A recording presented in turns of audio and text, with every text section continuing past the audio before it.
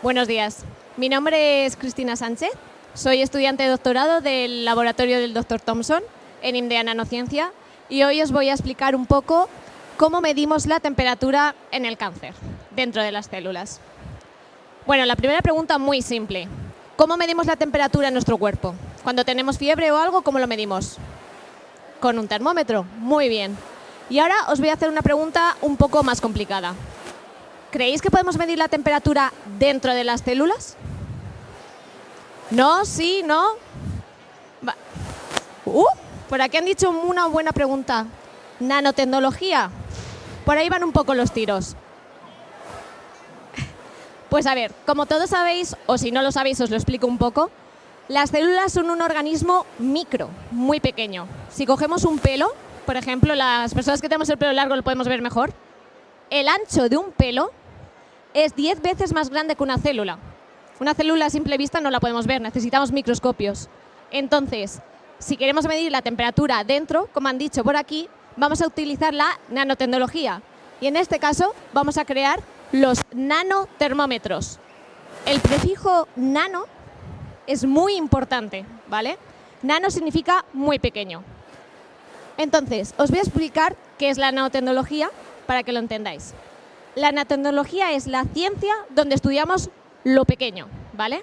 Si os he dicho que el ancho de un pelo es 10 veces más grande que una célula, donde trabajamos nosotros, en la escala nano, que está aquí, ¿vale? Aquí está la célula y aquí está donde nosotros trabajamos, ¿vale? Es 1000 veces más pequeño que una célula a la escala que nosotros trabajamos, ¿vale? Entonces, la nanotecnología es la manipulación de esos elementos muy, muy, muy pequeños. Si cogemos una cosa y lo cortamos una vez y otra vez y otra vez y otra vez y otra vez, llegamos a esa escala nano. Es como 10 a la 9, ¿vale? Y entonces, imaginaros un Lego en el que construimos, ¿vale? Pues la nanotecnología son Legos, pero con cosas que no podemos ver. ¿Y por qué esto se ha vuelto tan importante a día de hoy? Imaginaros, por ejemplo, en 1970. ¿Creéis que en 1970 había nanotecnología? No, porque en aquella época... Vale, mejor. En aquella época no había ni nanotermómetros ni nada parecido a eso, ¿vale? ¿Por qué? No teníamos los medios, ni las capacidades, ni los recursos en aquella época. Entonces, ¿qué hacíamos? Pues nada, pero a día de hoy tenemos la capacidad, tenemos los recursos y los medios, ¿vale? Bien, entonces, ¿en qué creéis que lo vamos a usar y en qué lo vamos a ver, la nanotecnología? Pues aquí hay un par de ejemplos. Tenemos los átomos de carbono. Sí. Esto es una molécula que seguramente muchos de vosotros sabéis qué es. Una molécula es una composición de átomos, que es de lo más pequeño que conocemos a día de hoy. Entonces, ¿qué me quito esto? Ahí. Vale. Pues nosotros a simple vista, por ejemplo, en lo que he dicho, en 1970, no podíamos ver esos átomos. Pero esto es una imagen real de un microscopio en el cual hemos podido lograr ver una molécula y por lo tanto hemos logrado ver sus átomos. Pero no solo, y para, por ejemplo, lo utilizamos aquí. En esta imagen es uno de los muchos microscopios que tenemos a día de hoy para poder ver este tipo de cosas. Y aquí, por ejemplo, esto es como solemos ir la mayoría de veces a trabajar. ¿Por qué tenemos que ir tan protegidos, cubiertos, etcétera? Porque, como os he dicho, nosotros trabajamos con cosas muy, muy, muy pequeñas. El polvo, que por lo general se puede ver o no, pues el polvo nos puede afectar muchísimo. Si estornudamos, si salta algo de saliva, etcétera, nos puede fastidiar las investigaciones que estamos haciendo. Por lo tanto, tenemos que ir con mascarilla, gafas, bata, guantes, todo lo que tenemos en un laboratorio. Y ahora vamos a la parte importante, la construcción de estos nanomateriales. Vale, os voy a poner dos ejemplos. El oro y el carbono, ¿vale? El oro lo conocemos todo el mundo, joyas, las monedas, lingotes de oro. Y el carbono, como todos sabréis, pues si habéis hecho una barbacoa, habéis puesto una una hoguera, una chimenea, etcétera, es lo que usamos para encender, ¿no? Vale, pues si os digo que si los hacemos a estructura nano, ya no tienen estas formas. Por ejemplo, el oro. Dependiendo del tamaño que lo hagamos, todo esto va a ser en nanómetros, ¿vale? Que es una escala muy pequeña. Dependiendo del tamaño que lo hagamos, va a tener una forma u otra. Veis aquí que hay nanosferas, nanorods o nanoshells, ¿vale? Pues dependiendo del tamaño que lo hagamos, tendrán o la forma de una esfera o una barra, etcétera. Y con el carbono va a pasar lo mismo. Esto, por ejemplo, es una estructura 2D y esto es una estructura 3D. 2D es plano y 3D es con forma, ¿vale? Entonces, eso lo logramos gracias a la nanotecnología. Conseguimos formar estos materiales y cambiarles su forma. Pero os voy a hacer una pregunta. Si os digo que el oro no es amarillo, ¿me creéis? ¿Sí? ¿Y de qué color es el oro? ¿No se sabe? ¿Y si os digo que el oro es negro? ¿Me creéis? Pues sí, el oro le podemos cambiar el color gracias a la nanotecnología. Si miráis aquí, por ejemplo, si cogemos el oro y lo convertimos a 50 nanómetros, conseguimos que sea violeta. Pero si lo hacemos aún más pequeño, es negro. Rojo, rosa, naranja, todo gracias a la nanotecnología. Le conseguimos cambiar el color. Pero no solo con el tamaño, sino con la forma. Habéis visto que antes había como esferas, había como barritas. Pues aquí, por ejemplo, si lo hacemos en prismas, tiene esta forma, es rojo. Pero si lo hacemos esferas, es naranja. Entonces, gracias a la nanotecnología también conseguimos cambiar eso. El color de algo que a día de hoy lo tenemos interiorizado como amarillo. Pero además, también, estos nanomateriales podemos interactuar con la luz y que cambien de color. Si nosotros les irradiamos, les enchufamos una luz, como una lámpara, le ponemos una lámpara encima, el propio nanocompuesto nos va a dar otra luz. Y gracias a esa luz que nos da, es la que nos va a cambiar el color.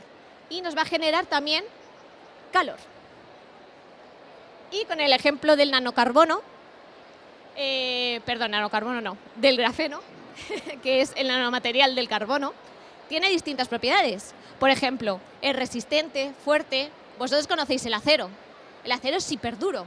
Pues los nanomateriales, el grafeno en este caso, es 100 veces más duro que el acero. También va a conducir muy bien el calor, tiene flexibilidad. ¿Habéis visto los nuevos teléfonos que han sacado ahora, creo que Samsung, que se doblan? Eso es gracias al grafeno. Efectivamente, muy bien. Mini punto. Pues el teléfono es gracias al grafeno, que conseguimos doblar la pantalla. Y también, por ejemplo, si veis aquí, esto es un ejemplo de que es transparente. También le cambiamos el color al carbono gracias al nanomaterial, que en este caso es el grafeno. Y por último voy a la parte más importante de este tema, que es con lo que hemos empezado, los nanotermómetros. ¿Vale? Primero, antes de nada, os voy a explicar cómo funciona un nanotermómetro. Nosotros tenemos nuestro nanocompuesto, nuestro nanotermómetro, y como os he dicho, le enchufamos una lámpara, una luz, ¿vale? Eso nos va a dar otra luz que nos cambia el color. Y gracias a los instrumentos que os he enseñado antes, como microscopios, ordenadores, etcétera, conseguimos ver esa señal y conseguimos ver ese cambio de color y que nos va a dar también mucha más información, no solo el color. Porque, por ejemplo, esto es una estructura básica, aquí es una molécula de ADN y estas cosas que vemos aquí son los nanotermómetros que se les ha pegado. Pregunta, ¿creéis que la temperatura dentro y fuera de las células va a ser la misma? ¿Y creéis que vamos a poder medir la temperatura dentro y fuera de las células? ¿Sí? ¿Cómo? Con los nanotermómetros. Y sí, lo sé yo porque lo estudio. Y ahora os lo voy a explicar. Podemos medir la temperatura dentro y fuera, ¿vale? Lo verde es nuestro nanotermómetro. Si veis aquí, esto está dentro de la célula. Y con esto nos va a dar la información del cambio de color y también de temperatura. Porque al final un nanotermómetro es como un termómetro normal, pero a tamaño nano, mucho más pequeño. Queremos medir la temperatura con él. Pero si lo veis aquí, también fuera. Porque al final esto es como una casa. Vosotros en vuestra casa, cuando estamos en invierno, estamos en verano, pues la temperatura, vosotros os ponéis vuestra calefacción, os ponéis vuestro aire acondicionado, pero que si salís fuera la temperatura no es la misma. Pues lo mismo pasa con el cuerpo y pasa con las células. Y esto es un ejemplo. Aquí tenemos nuestro nanotermómetro, dentro de la célula, ¿vale? Que está aquí en verde. Esto se llama mapa de calor, que es un término a lo mejor que algunos no entendéis, pero es lo que utilizamos nosotros para ver si ha habido cambio de la temperatura cuando le irradiamos la luz, ¿vale? Y si veis, aquí está el nanotermómetro sin irradiarle una luz, sin enchufarle una luz. Y aquí, ¿veis el cambio de color? ¿Vale? Le hemos enchufado esta lámpara y le hemos cambiado la temperatura. Y si está a 24 grados, está de un color rojo. Y si está a 37 grados, está de un color así amarillento, naranja, etc. Entonces, eso nos va a ayudar también a saber en qué partes tenemos la célula más caliente o más fría. Y os voy a poner un ejemplo de... Esto es un gusano real, ¿vale? Es un gusano al que en sus neuronas le hemos puesto estos nanotermómetros, ¿vale? Lo veis aquí. Esto es la neurona del gusano y aquí está el nanotermómetro.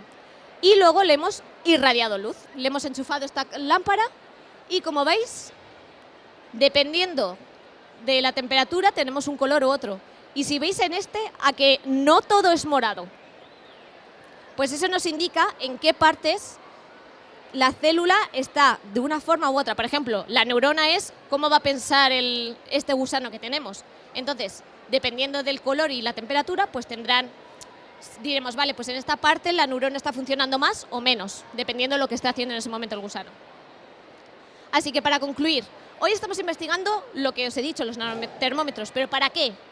¿Sabemos si las células cancerígenas están más calientes que las células sanas?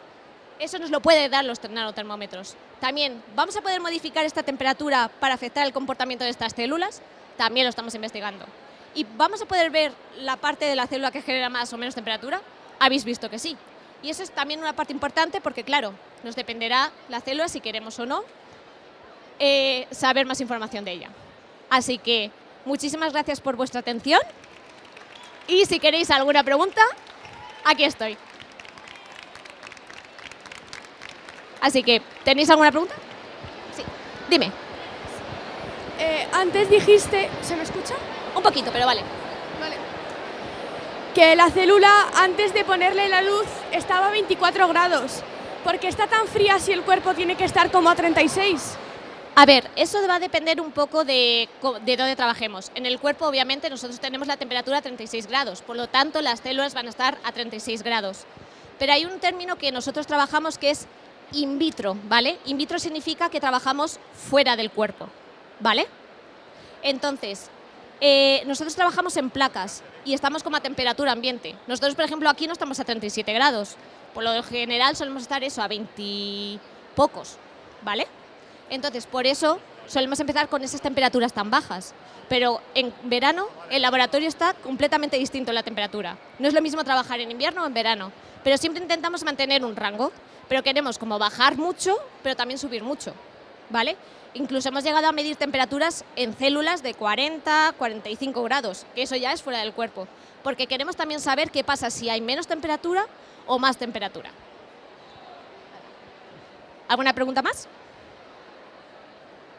Bueno, chicos, pues disfrutad de la feria y muchas gracias por haberme escuchado.